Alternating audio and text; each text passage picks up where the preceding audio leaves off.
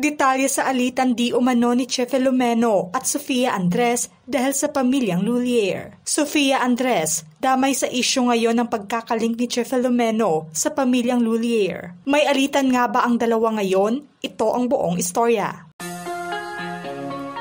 Pinag-usapan ngayon ng mga netizens ang dalawang aktres na sina Sofia Andres at Che Filomeno.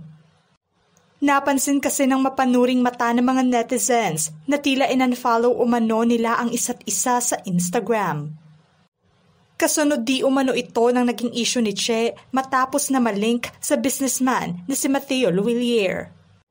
Kung matatandaan, unang ibinahagi ng binansagang pambansang marites ng Pilipinas na si Sian Gaza ang tungkol na sa relasyon di umano ng aktres sa negosyanteng si Mateo.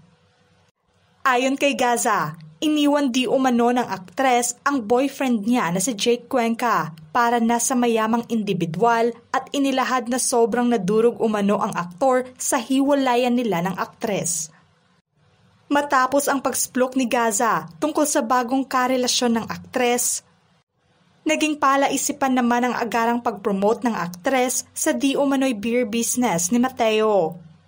Hindi nga masyadong naging maingay ang mabilis na aligasyong relasyon ng dalawa. Sa mga sumunod na araw, pumutok naman ang hindi kumpirmadong balita tungkol na sa hiwalayan ng aktres sa nasabing negosyante. Lumitaw naman ang tila rason ng breakup ng dalawa ay dahil na sa sekretong pag-iimbestiga o pag-background check di umano ng pamilyang Luillier sa pagkatao ng aktres. At espekulasyong nauwi sa agarang breakup ang relasyon ng dalawa ay dahil may hindi umano nagustuhan ang pamilya ng negosyante sa pagkatao ng aktres. Nadawit naman ang pangalan ngayon ni Sofia Andres sa ugnayan ni Che Filomeno sa pamilyang Luillier. Kumalat kasi ang hindi pa kumpirmadong impormasyon online na nanggaling umano kay Sofia ang impormasyon sa nasabing sekretong investigasyon ng angkan laban sa aktres. Ayon sa post ng isang netizen, "So where did this narrative come from? Sources point to a surprising name, Sofia Andres. Yes, Sofia, who is herself dating a Luillier, was the very person who introduced Che to Matt in the first place." Sa karagdagang claim pa ng netizen, noong una ay hindi umano inaasa ni Sofia na magkakaroon ng spark sa pagitan ng aktres at kay Mateo.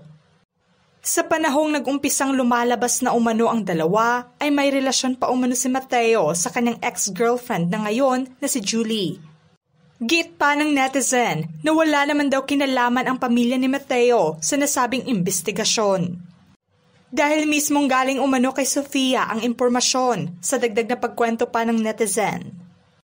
People close to her say she may have felt threatened, unwilling to see another celebrity step into the same exclusive circle and stand on equal footing with her.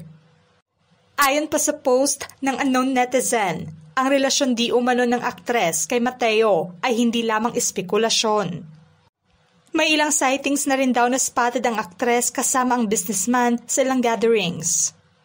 Ngunit tila naging iba umano ang takbo ng kwento tungkol na sa relasyon ng dalawa dahil nasa kumalat na investigation issue laban sa aktres sa adpa ng netizen. But along with the confirmation came another twist. Stories started circulating that the Luillier family had investigated Che, painting her as someone under scrutiny for daring to date into the clan.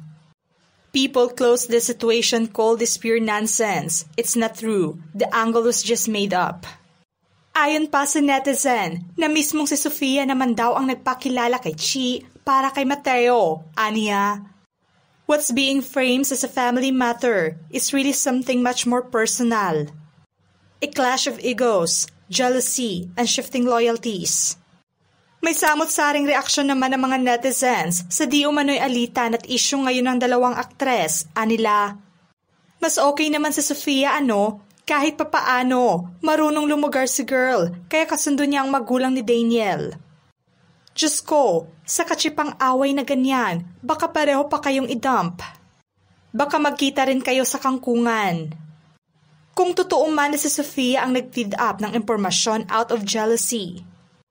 Ay nako, sinasabi ko, hindi pa naman sila kasal ni Daniel, so dapat huwag ganon. Ate ko Sofia, dating pa naman, wala pa tayo sa kasal. So why threatened, if totoo ito ha? Chi Filomeno even made the issue bigger by posting about it and mentioning the family that is rumored to be involved. Now, more people are watching and speculating. Lol. Keeping it low-key does not involve posting and making statements. That starlet is acting like she is famous, but she doesn't even need to make a statement. She's the third party in Elle and his girlfriend's breakup. Now the guy's family had her background checked. They don't like her. So Chi is trying to be the next Sofia Andres. At least, si ate mo tanggap ng family. She should drop Sofia Andres a message and ask for some advice. She should learn a thing or two from Sofia about dealing with the Luliers, as she was in the exact same scenario she is in now. Git pa ng mga netizens na sana ay gayahin na lamang nila ang pananahimik ng mga celebrities na nakapangasawa ng mga elite family. At maging legit na socialites tulad ni Erich Gonzalez, Ella Pangilinan at Claudia Barreto. Na naging pribado na rin ang buhay dahil komento pa ng mga netizens na katsipan umano ang pag-iingay ng mga ito ngayon kung gayon ay hindi pa naman humantong sa opisyal ang relasyon. Kaya naman espekulasyon din ng karamihan ngayon na posibleng ito ang dahilan kung bakit pareho silang naka-unfollow sa Instagram. Samantalang napansin naman ng karamihan na tila nagbago na ang branding ni Chi ngayon matapos na malink sa pamilyang Lulier. Nanibago ang kanyang mga fans dahil hindi na umano ito hubadera tulad ng dati.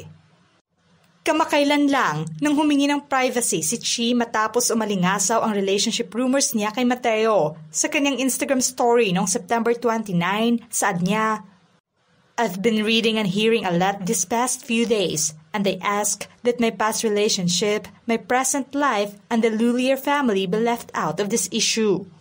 They don't deserve to be dragged into something that has nothing to do with them. No further statements will be made at this time, and I kindly ask that people refrain from speculation or intrusions into my private affairs. Thank you for your understanding and cooperation. I may be a public figure, but I am not public property. I ask that my private life remain private." Matatandaang noong August 2023, inamin ng aktres na dating na sila ni Jake Cuenca. Samantalang noong 2024, inamin din ng aktor na Totga o The One That Got Away niya ang aktres. Dahil nagkarelasyon na rin sila noong nasa It's Showtime pa lamang ang aktres. Sa ngayon ay wala pang reaksyon si Sofia Andres at kampo ni Chi Filomeno na bigyang linaw ang tungkol na sa alitan issue nila ngayon. Ano ang masasabi nyo sa di umano'y alitan ni Sofia Andres at Chi Filomeno ngayon dahil nasa parehong ugnayan nila sa pamilyang Lulier? Just comment below.